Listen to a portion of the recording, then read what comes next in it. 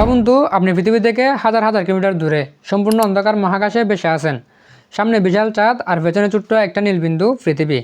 তখনও যদি আপনার পুরো সিস্টেম হঠাৎ করে বন্ধ হয়ে যায়, তাহলে আপনি কি আর পৃথিবীতে ফিরে আসতে পারবেন? ঠিক এই প্রশ্নের উত্তর খুঁজতে মানুষ আবার নতুন করে চাঁদে গিয়েছে। আর এই মিশনের নাম হচ্ছে আর্টেমিস 2। আর্টেমিস 2 শুধু একটা স্পেস মিশন না, এটা হচ্ছে মানব ইতিহাসের একটি নতুন অধ্যায়ের শুরু। মানুষ শেষবার চাঁদে গিয়েছিল 1972 সালে। তখন মানুষ সরাসরি চাঁদের মধ্যে অবতরণ করেছিল। কিন্তু এরপর দীর্ঘ সময় ধরে চাঁদ নিয়ে মানুষের মনে অনেক জল্পনা কল্পনা থাকলেও অবশেষে প্রায় 55 বছর পরে আবার শুরু হলো চাঁদকে নতুন করে জানা যাত্রা আর্টেমিসের মাধ্যমে। এই প্রোগ্রামের লক্ষ্য খুবই ক্লিয়ার, মানুষকে আবার চাঁদে পাঠানো আর চাঁদে মানুষের স্থায়ী ঘাঁটি তৈরি করা এবং অবশেষে মানুষকে মঙ্গল গ্রহে পাঠানো। আর্টেমিস মিশন একদিনে হয়নি, এটা একটা ধাপে ধাপে পরিকল্পনা। 2022 সালে হয়েছিল আর্টেমিস 1, কোনো মানুষ ছাড়া শুধু টেস্ট করা হয়েছিল। এরপর আসলো আর্টেমিস 2, মানুষ নিয়ে চাঁদের পাশ দিয়ে ঘোরা। আর সামনে আসছে আর্টেমিস 3, যেখানে মানুষ নামবে চাঁদের মাটিতে। মানে আর্টেমিস 2 হচ্ছে সেই ব্রিজ যেটা ছাড়া চাঁদে নামা সম্ভব না। এই মিশনের শুরু হয়েছে একটা দানবীয় শক্তিশালী রকেট দিয়ে। প্রায় 98 মিটার লম্বা এই রকেট লঞ্চের সময় প্রায় 8.8 মিলিয়ন পাউন্ড টাচ তৈরি করে। এই রকেটই মানুষকে পৃথিবীর মধ্যাকর্ষণ থেকে চুরে বের করে দিয়েছে সোজা গভীর মহাকাশে। এই ক্যাপসুলে ছিল 4 জন মহাকাশচারী।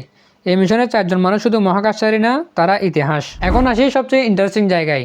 তারা সরাসরি চাঁদের কক্ষপথে ঢুকেনি, বরং তারা চাঁদের কক্ষপথকে ব্যবহার করেছে। মানে যদি কোনো কারণে সব সিস্টেম বন্ধও হয়ে যায়, তবু স্পেসক্রাফট নিজে নিজে পৃথিবীতে ফিরে আসবে। এখন আমি আপনাকে একটা ইন্টারেস্টিং প্রশ্ন করি, আপনি কি আগে জানতেন আমরা সবসময় চাঁদের এক পাশেই পৃথিবী থেকে দেখি?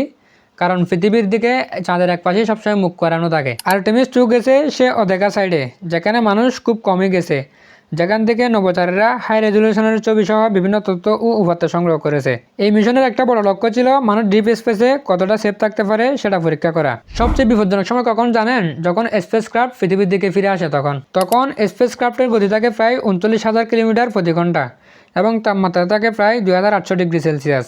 সেই ক্যাপসুল নেমে আসে প্রশান্ত মহাসাগরে এবং এখান থেকে আমেরিকার নেভি তাদেরকে উদ্ধার কার্যক্রমের মাধ্যমে রেস্কিউ করে। আর্টেমিস 2 আসলে শুধু একটা চাঁদ ঘোরা না, এটা একটা বড় পরীক্ষা। এটার মাধ্যমে মানুষ জানতে পারবে মানুষ ডিপ স্পেসে সার্ভাইভ করতে পারে কিনা, আইসোলেশন মানসিকভাবে কেমন প্রভাব ফেলে সেটা দেখা, কমিউনিকেশন ডিলে হ্যান্ডেল করা যায় কিনা সেটা দেখা। কারণ এই প্রশ্নগুলোর উত্তর ছাড়া মঙ্গল যাত্রা অসম্ভব। আজকে যে মানুষ চাঁদের পাশ দিয়ে ঘুরে আসছে, আগামীকাল সে মানুষ চাঁদে ঘাঁটি বানাবে আর একদিন মঙ্গল গ্রহে শহর বানাবে। আর তখন হয়তো ইতিহাসের বইয়ে লেখা থাকবে সবগুলো শুরু হয়েছিল একটা মিশনের মাধ্যমে, আর সেই মিশনের নাম হচ্ছে আর্টেমিস 2। আপনি কি মনে করেন মানুষ কি সত্যি মঙ্গল গ্রহে শহর বানাতে পারবে? কমেন্টে জানাতে পারেন। ভিডিওটি ভালো লাগলে শেয়ার করতে পারেন। ফেসবুক থেকে দেখলে ফলো আর ইউটিউব থেকে দেখলে সাবস্ক্রাইব করার অনুরোধ রইল। আসসালামু আলাইকুম ওয়া রাহমাতুল্লাহ।